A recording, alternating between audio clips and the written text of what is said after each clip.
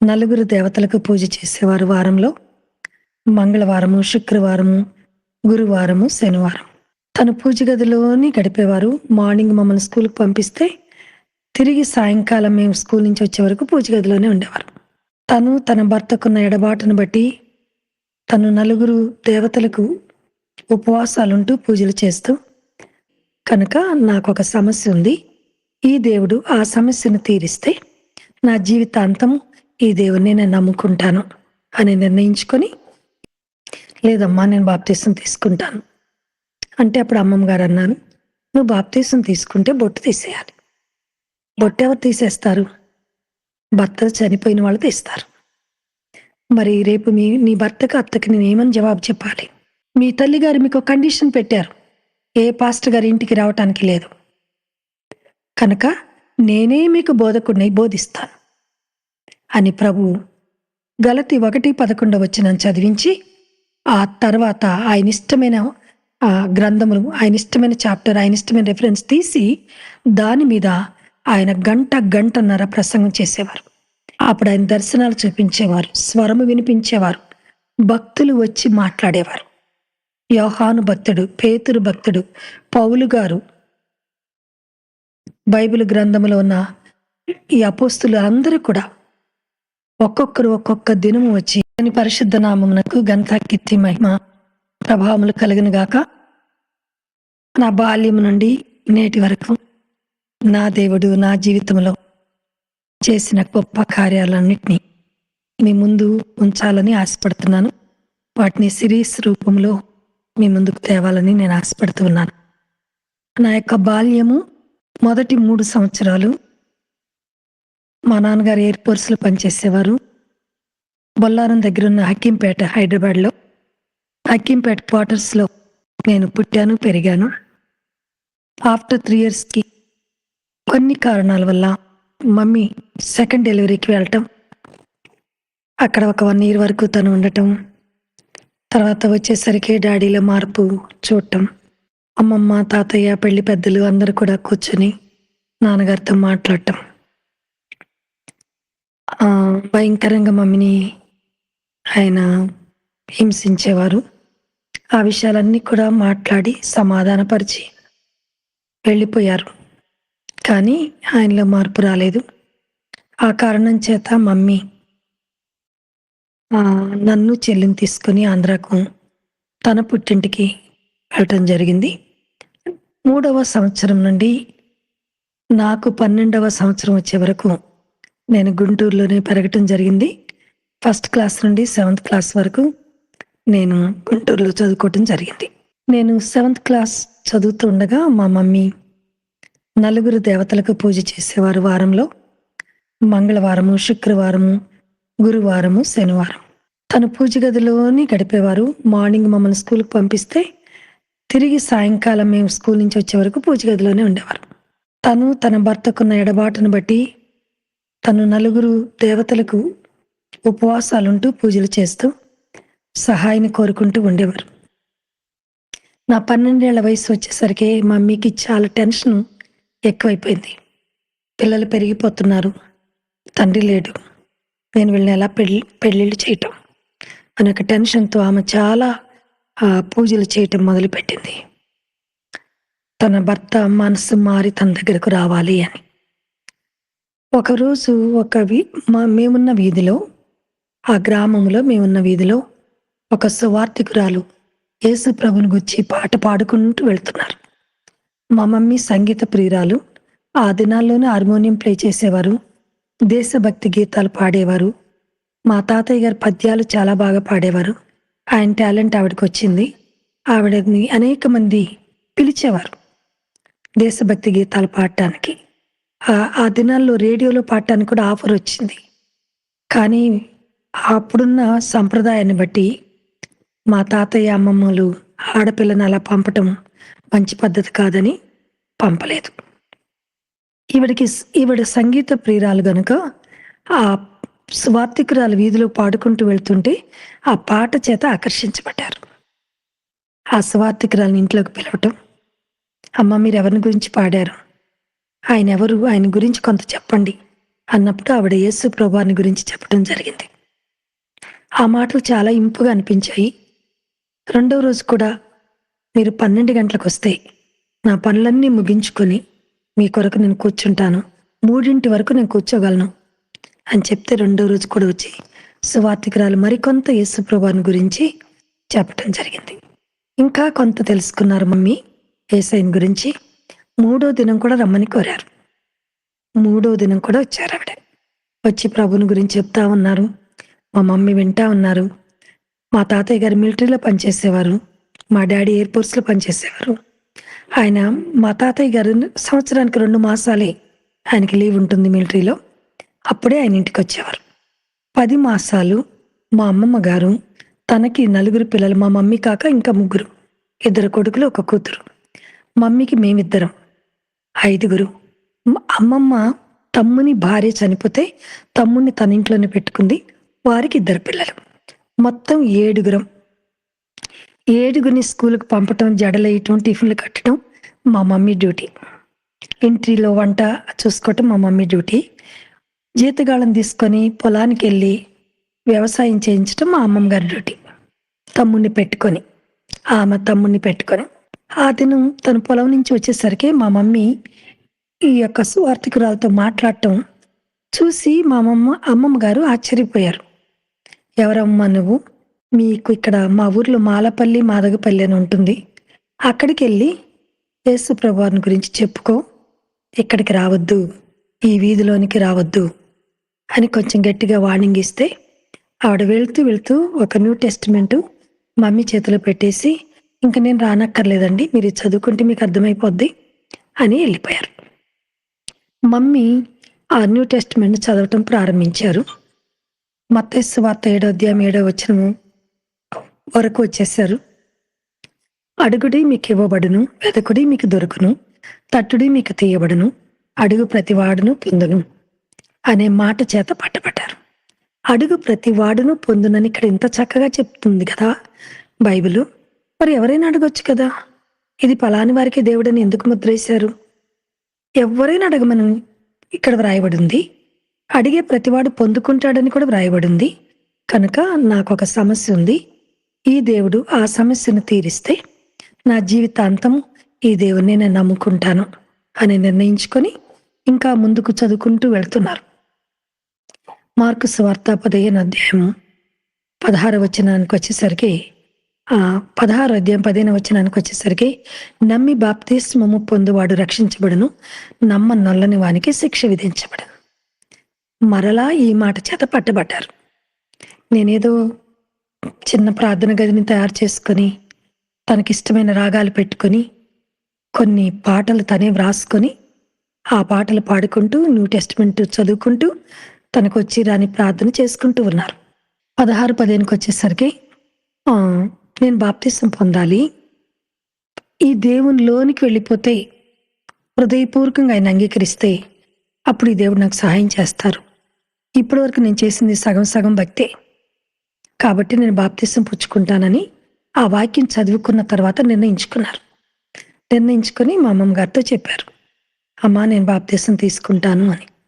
మా అమ్మమ్మ గారు అన్నారు, అమ్మా నీ అత్తగారింటికి వెళ్ళాక నీ అత్తగారు నీ భర్తగారు ఒప్పుకుంటే నువ్వు ఆ పని చేయి. ఏదో మీ ఇద్దరు మనస్పర్ధలు వచ్చి కొంతకాలం నా దగ్గర ఉండటానికి వచ్చావు, వాళ్ళ అనుమతి లేకుండా నువ్వు ఇలా బాప్తిసం తీసుకోవటం మంచి పద్ధతి కాదు. అక్కడికి వెళ్ళాక వాళ్ళ అనుమతి తీసుకొని అప్పుడు వచ్చి ఇది బాప్తిసం తీసుకుని నేను కాదను అని చెప్పారు. అంటే మా అమ్మమ్మ గారి మాట అంతగా నచ్చలేదు ఆవిడకి. లేదమ్మా నేను బాప్తిసం తీసుకుంటాను అంటే అప్పుడు అమ్మమ్మ గారు అన్నారు, నువ్వు బాప్తిసం తీసుకుంటే బొట్టు తీసేయాలి. బొట్టు ఎవరు తీసేస్తారు? భర్త చనిపోయిన వాళ్ళు తీస్తారు. మరి రేపు నీ భర్తకు అత్తకి నేనేమని జవాబు చెప్పాలి? కాబట్టి బాప్తిస్మం తీసుకోవద్దు, నువ్వు ఆ దేవుని కొలుచుకో, ప్రార్థన చేసుకో, అంతవరకే. బాప్తిస్మం వరకు రావద్దు. నాకింకా 3 పిల్లలు ఉన్నారు, పెళ్ళిళ్ళు అవ్వాలి. నీకు 2 కూతుళ్ళు ఉన్నారు, వాళ్ళ పెళ్ళిళ్ళు అవ్వాలి. అలా మతం మార్చి మనం వేరే మతంలోకి వెళ్ళిపోతే వివాహాలు జరగటం చాలా కష్టం. నువ్వు ఆలోచించుకుంటున్నావా? నీకిద్దరు కుమార్తెలున్నారన్న సంగతి మర్చిపోయావా? అని కొంచెం గట్టిగా వార్నింగ్ ఇచ్చారు. అప్పుడు మా మమ్మీ ఇంక భోజనం మానేసింది. మాకు జడలేయటం మానేసింది. వంట చేయటం మానేసింది. మొఖం కడుక్కోవటం మానేసింది. తినటం మానేసింది. మంచం ఎక్కేసింది. ఎవ్వరితో మాట్లాడట్లేదు, లేవట్లేదు, తినట్లేదు. మమ్మీ తర్వాత పెద్ద మామయ్య, పెద్ద మేనమామ గుంటూరు దగ్గరున్న నల్లబాడులో ఎల్ఏమి చదువుతున్నారు. ఆయన అదినం ఇంటికొచ్చారు. సెలవుంది. సాటర్డే, సండే సెలవుంది గనక ఇంటికొచ్చారు. ఇంటికొచ్చి మా మమ్మీ పరిస్థితిని చూసి, "అమ్మా, ఎందుకు అక్క అలా పడుకుంది? ఏమైంది అక్కకి?" అని అడిగాడు. "ఈవిడ బాప్తిసం పుచ్చుకుంటదంట్రా. ఆవిడ కూతుళ్ళకి పెళ్ళిళ్ళవ్వాలి, మీకు పెళ్ళిళ్ళవ్వాలి. ఇయన్నీ ఏమి ఆలోచించట్లేదు. మొండి పట్టు పట్టింది. నేను బాప్తిసం పుచ్చుకుంటానంటే పుచ్చుకుంటానని కూర్చుంది. అన్నం మానేసింది. మొఖం కడగటం కూడా మానేసింది" అని మా అమ్మమ్మగారు చెప్పారు. అప్పుడు మా పెద్ద మామయ్య, ఆయన పేరు మోహన్ రావు, ఆయనన్నారు, "అమ్మా, అక్కేమన్నా తప్పు చేస్తే, మనకు తలవంపులు తెస్తే మనం సిగ్గుపడాలి, బాధపడాలి. కానీ మనశ్శాంతి కొరకు ఆమె మతాన్ని పుచ్చుకుంటానంటే నువ్వెవరో అమ్మా ఆపటానికి?" ఎళ్ళి మా మమ్మీ దగ్గరికి, "అక్క, రండి. మీరు ఏ చర్చి దగ్గర దించమంటే అక్కడ దించుతాను. మీరు బాప్తిసం తీసుకున్నా మాకేం అభ్యంతరం లేదు. నేను నీకు సపోర్టివ్‌గా నిలబడతాను. రండి అక్క" అని చెప్పి సండే మా మామయ్య గుంటూరులో కన్నవారి తోటలో బైబిల్ మిషన్ చర్చి ఉంది. అక్కడికి తీసుకెళ్ళి దించేసి తను కాలేజీకి వెళ్ళిపోయారు. అంటే తన హాస్టల్‌లో ఉంటారు నల్లబాడులో. గుంటూరు సైడ్ ఉన్న వారికి అందరికీ తెలిసే విషయం. నల్లబాడులో ఉంటారు. ఎల్ఎంఈ చదువుతున్నారు గనుక హాస్టల్‌లో ఉన్నారు. ఆయన వెళ్ళిపోయారు మమ్మీని దించి. అక్కడున్న పాస్టర్ గారు, చార్లెస్ అయ్య గారు, "అమ్మ, మీరెవరు? ఎక్కడి నుండి వచ్చారు?" అని క్రొత్త వారొస్తే అడుగుతారు కదా! అలాగే చర్చి అయిపోయిన తర్వాత, ఆరాధన అయిన తర్వాత మా మమ్మీని అడిగారు. "అయ్యా, నేను పలాని గ్రామం నుండి వచ్చాను. నేను ప్రభువుని నమ్ముకుని 2 మాసాలయింది. గతంలో నేను అనేకమైన పూజలు చేశాను. నాకు జవాబు రాలేదు, విడుదల రాలేదు. యేసు ప్రభువుని నమ్ముకుంటే విడుదలొస్తుంది, జవాబు దొరుకుతుంది అని చెప్పగా విన్నాను. అందుకు ఒక సువార్తికురాలు చెప్పారు, విన్నాను. అందుకు ప్రభువుని నమ్ముకున్నాను. న్యూ టెస్టిమెంట్ చదువుకుంటున్నాను. మార్కు సువార్త 16 అధ్యాయం 15 వచనంలో బాప్తిసం పొందిన వారు రక్షించబడతారన్న మాటకు పట్టబడ్డాను. మత్తయి సువార్త 7 అధ్యాయం 7 వచనంలో అడుగుడి మీకు ఇవ్వబడినన్న మాట చేత ఎవరైనా అడగొచ్చు, అడిగిన వారు పొందుకుంటారు అన్న మాట చేత పట్టబడి నేను ఈ నిర్ణయానికి వచ్చి బాప్తిసం తీసుకోవటానికి వచ్చాను అని చెప్పారు. అమ్మా, మరి బాప్తిసం మేము అలా ఇవ్వము. ఒక్క 3 ఏండ్లైనా మీరు దేవుని సన్నిధికి రావాలి, వాక్యం వినాలి, శ్రమలు వస్తే తట్టుకునే విశ్వాసం మీకు రావాలి. అప్పుడు మేము మీకు బాప్తిస్మం ఇస్తాం. కానీ ఇలా ఫస్ట్ టైమే వచ్చి బాప్తిస్మం ఇవ్వమంటే ఇది మా మిషన్ రూల్స్ కాదమ్మా అని చెప్పారు. ఇంకా మా మమ్మీ ఆయన కాళ్ళ మీద పడిపోయి, "దయచేసి నాకు బాప్తిస్మం ఇచ్చి పంపండి. నన్ను వట్టి చేతులతో పంపకండి. ఇక్కడికి రావటానికి ఇప్పటికి 3 దినాలు పట్టింది. నేను మరలా వెళ్ళిపోతే ఇంటికి తిరిగి మరలా ఇక్కడికి బాప్తిస్మమునకు రావటానికి నాకు అవకాశం ఉంటుందో లేదో నాకు తెలీదు. దయచేసి నాకు బాప్తిస్మం ఇచ్చి పంపండి. నా బ్రతుకు కాలమంతా ఈ దేవుణ్ణి నేను సేవిస్తాను. మీ మీదకి ఎవ్వరూ రాకుండా నేను చూసుకుంటాను. మిమ్మల్ని వచ్చి ఎవ్వరూ మీతో దెబ్బలాడరు" అని ఇలా చాలా సేపు బతిమాలిన తర్వాత ఆ పాస్టర్ గారు బాప్తిస్మం ఇచ్చారు. ఇచ్చిన తర్వాత మా మమ్మీ గుంటూరులో ఒక యేసు ప్రభువారి ఫోటో కొనుక్కొని, ఫ్రేమ్‌తో ఉన్న ఫోటోను కొనుక్కొని ఇంటికి వచ్చేసారు.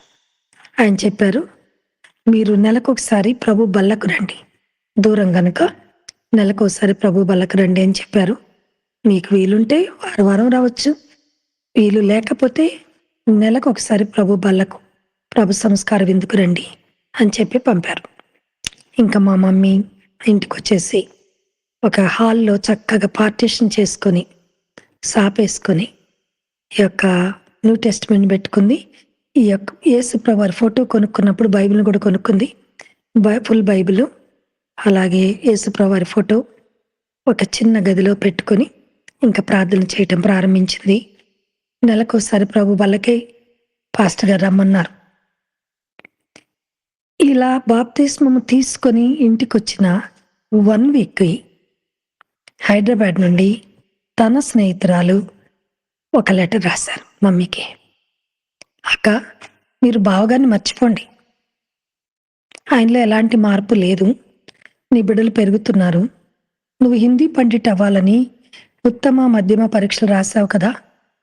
మిగిలిన రిమైనింగ్ సబ్జెక్టులు 3 కూడా రాస్తే నువ్వు హిందీ పండిట్‌గా వెళ్ళిపోవచ్చు.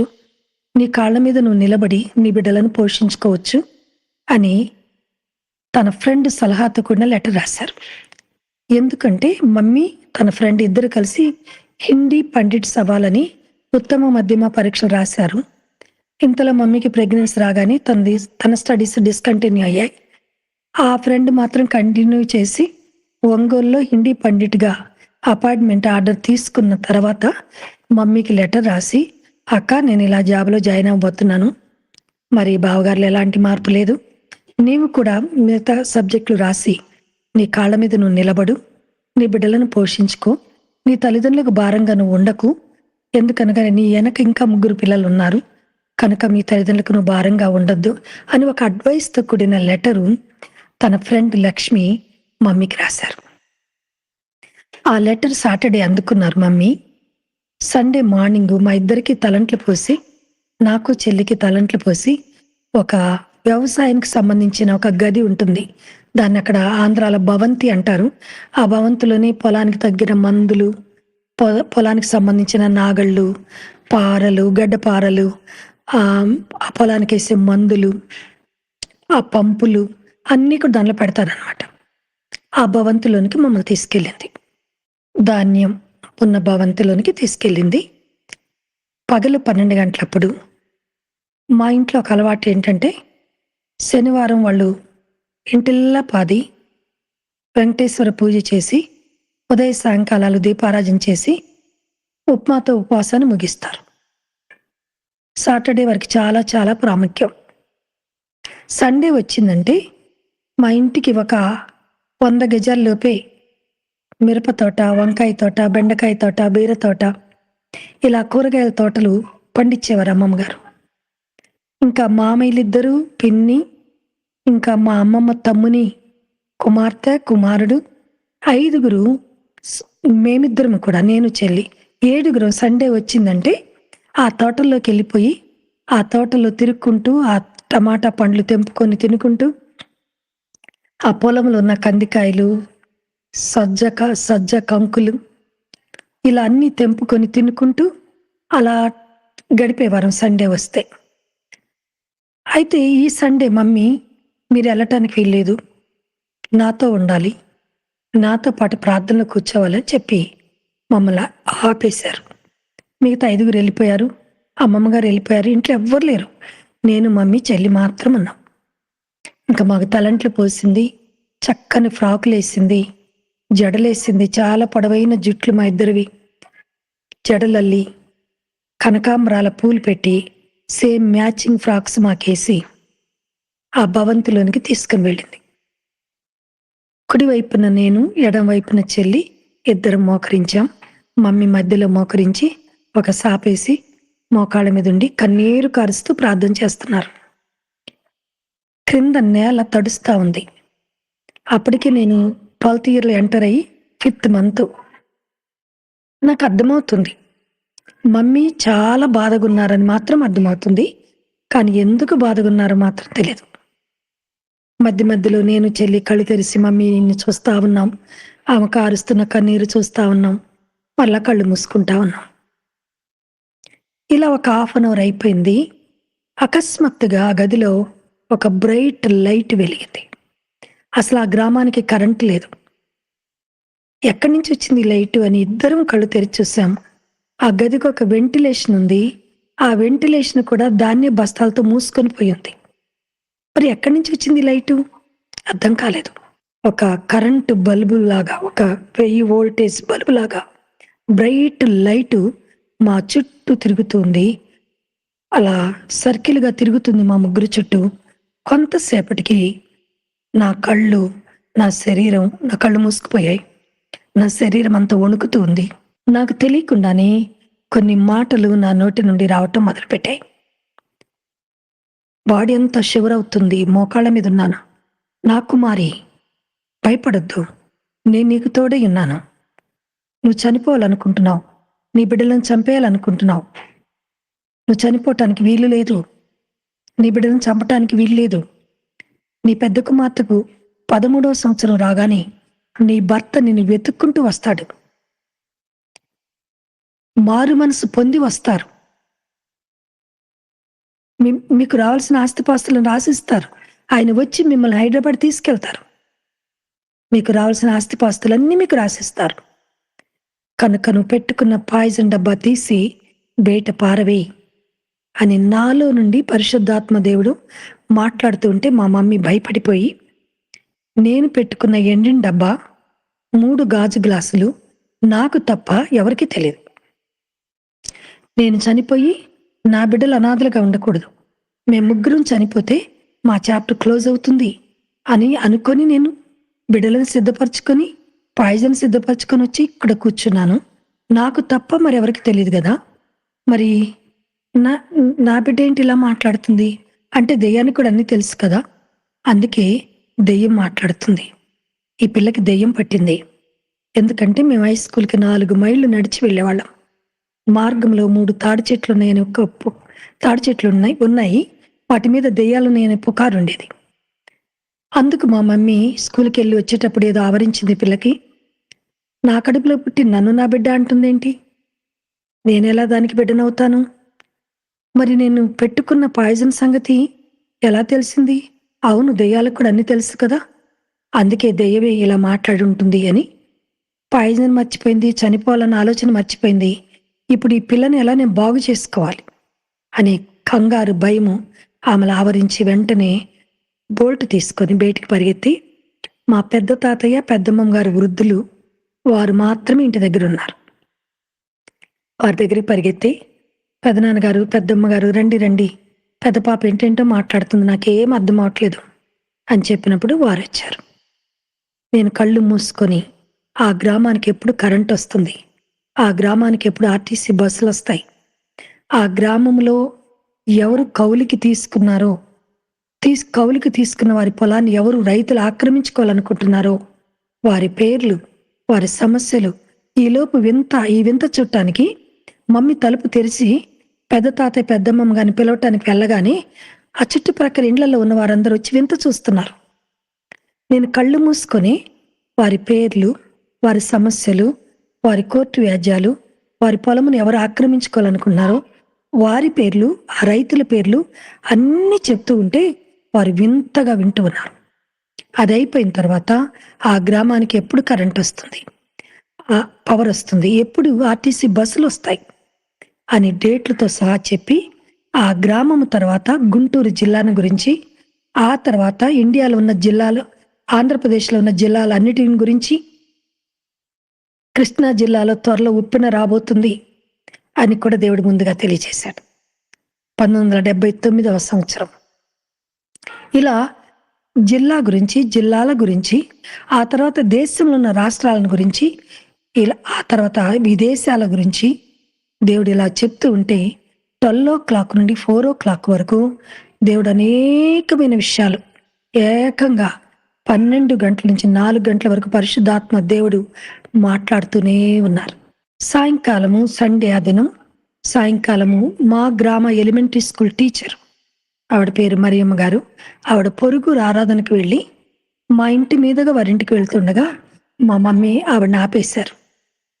పంతులమ్మ గారు, ఒకసారి లోపలికి రండి, మా పాప ఏంటంటే మాట్లాడుతుంది, మాకు అర్థం అవట్లేదు, దేవుడో దెయ్యమో మేము గుర్తుపట్టలేకపోతున్నాం, మీరు వచ్చి ఒకసారి ప్రార్థన చేసి చెప్పండి అన్నప్పుడు ఆవిడ బయట కాళ్ళు కడుక్కొని లోపలికి వచ్చి మోకరించి ప్రార్థన చేసి, అమ్మా ఇది పరిశుద్ధాత్మయే కానీ మరొకటి కాదు, పరిశుద్ధాత్మ అంటే ఏమిటో మీకు తెలియకపోయినా దేవుడు తన్ను తాను మీకు ప్రత్యక్షపరచుకున్నాడు. ఈ సమయంలో ఆయన దిగి రాకపోతే మీ ముగ్గురు చనిపోతారు. మీరు చనిపోవటం దేవుని చిత్తం కాదు. దేవునికి మీ ఎడల ఒక ప్రణాళిక ఉంది. అందుకే పరిశుద్ధాత్మ అంటే ఏమిటో మీకు తెలియకపోయినా తన్ను తానే మీకు ప్రత్యక్షపరుచుకున్నాడు. ఇది పరిశుద్ధాత్మే కానీ మరొకటి కాదు అని చెప్పారు ఆవిడ. ఆవిడ చెప్పేసి వెళ్ళిపోయారు. మా మమ్మీకి ఆవిడ మాటల మీద నమ్మకం కుదరలేదు. తెల్లవారి గుంటూరు దగ్గర కాకాణిలో స్వస్తిశాల జరుగుతుంది. మరి బైబిల్ మిషన్ సేవకులందరూ అక్కడ ఉంటారు. వేలాది ప్రజలు స్వస్థతల కొరకు వస్తారు.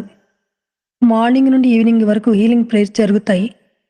కనుక పాస్టర్లు ఎవరు అందుబాటులో ఉండరు. మంగళవారము సన్నిధిని చేస్తారు. బేతేల్ హౌస్, రైలుపేట, గుంటూరులో 5 జిల్లాల నుండి 5 మంది పాస్టర్లు వచ్చి మిషన్ వ్యాప్తి కొరకు ప్రార్థనలు చేస్తారు. 7 గంటలు 9 గంటల ప్రార్థన చేస్తారు. కేవలం వాళ్ళ 5గురు పాస్టర్లు కలిసి పరిచర్య వ్యాప్తి కొరకు ప్రతి మంగళవారం అక్కడికి వచ్చి వాళ్ళు ప్రార్థన చేస్తారు.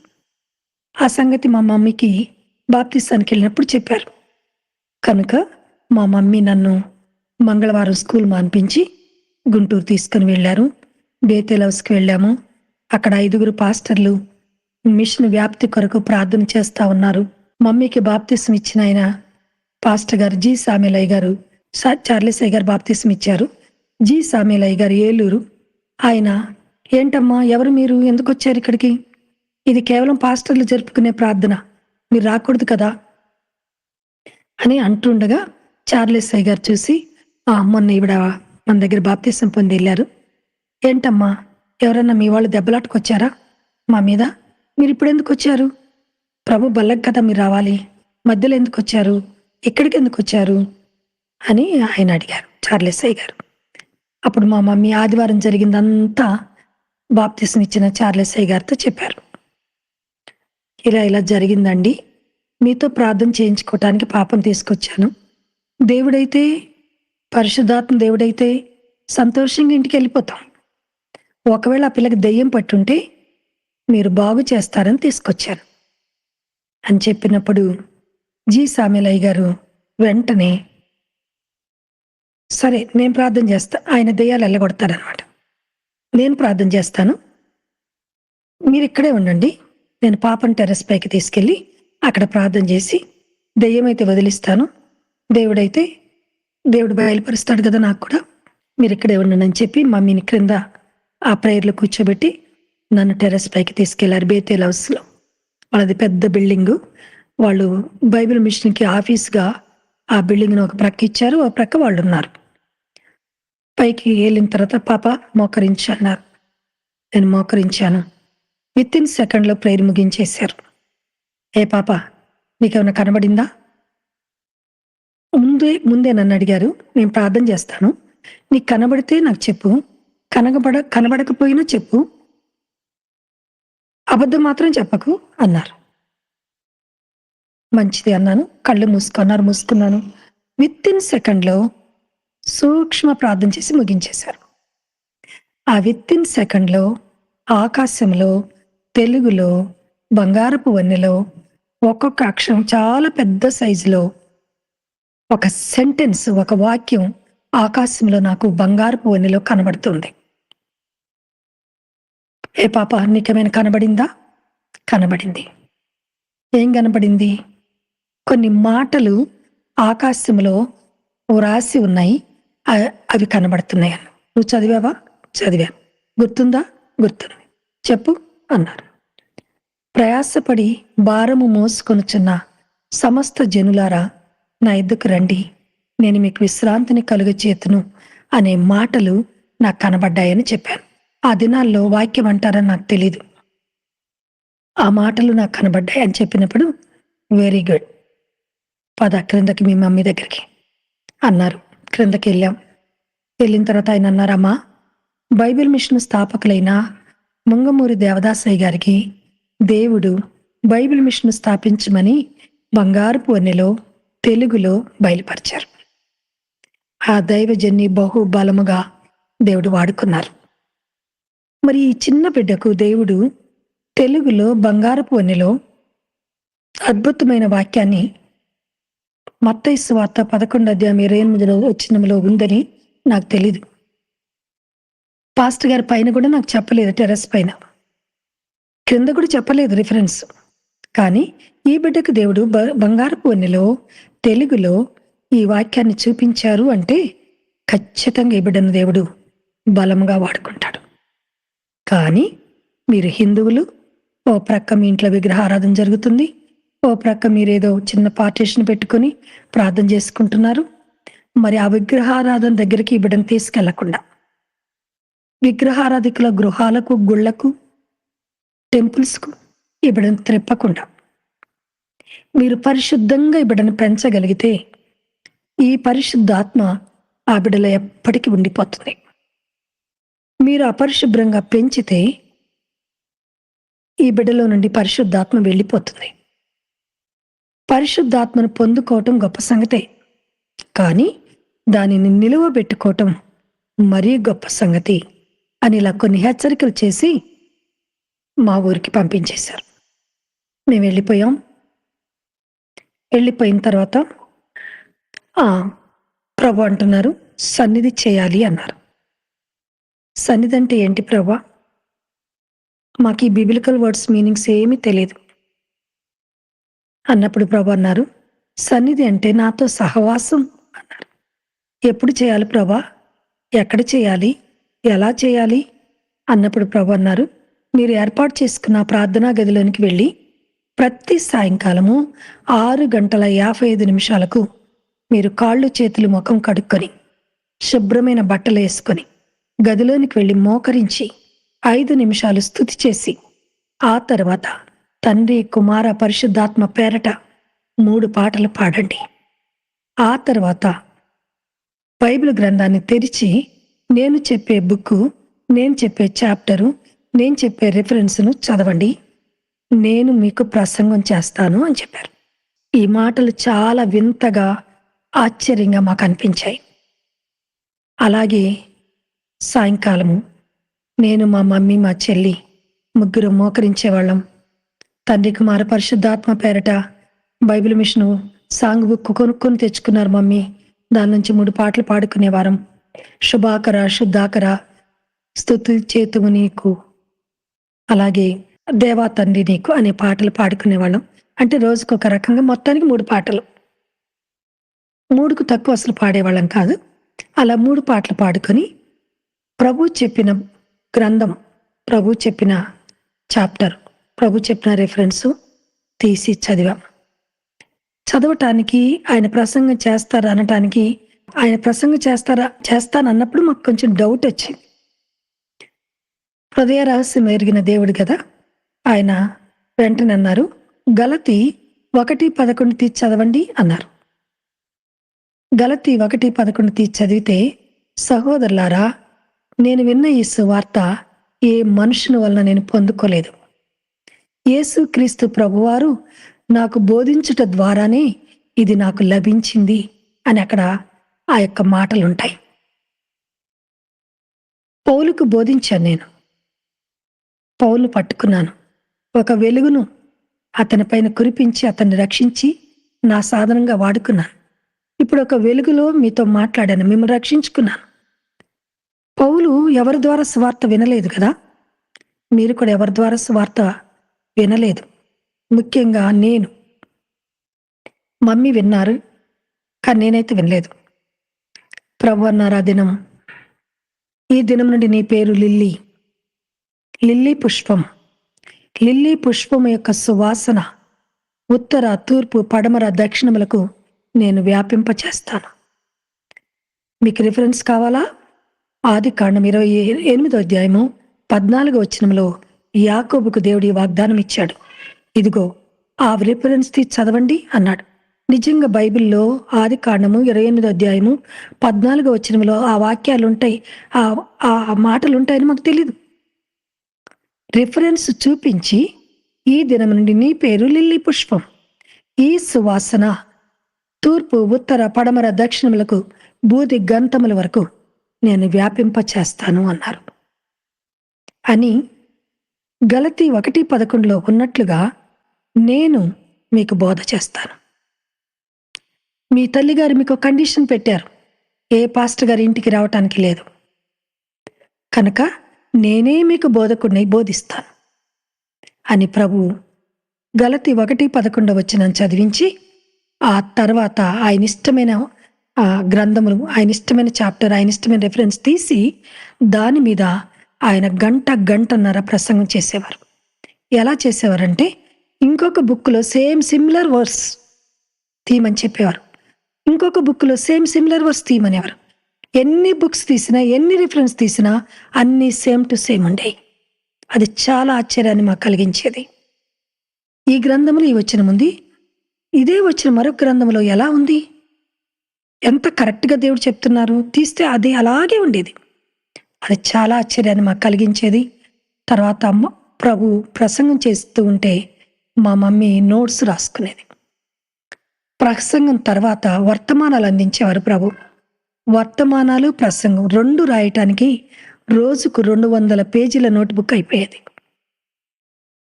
అలా ఆయన చెప్తూ ఉంటే మమ్మీ రాస్తా ఉండేవారు. ప్రసంగం తర్వాత కనిపెట్టమని చెప్పేవారు. మౌనంగా కూర్చోవాలి కొంతసేపు.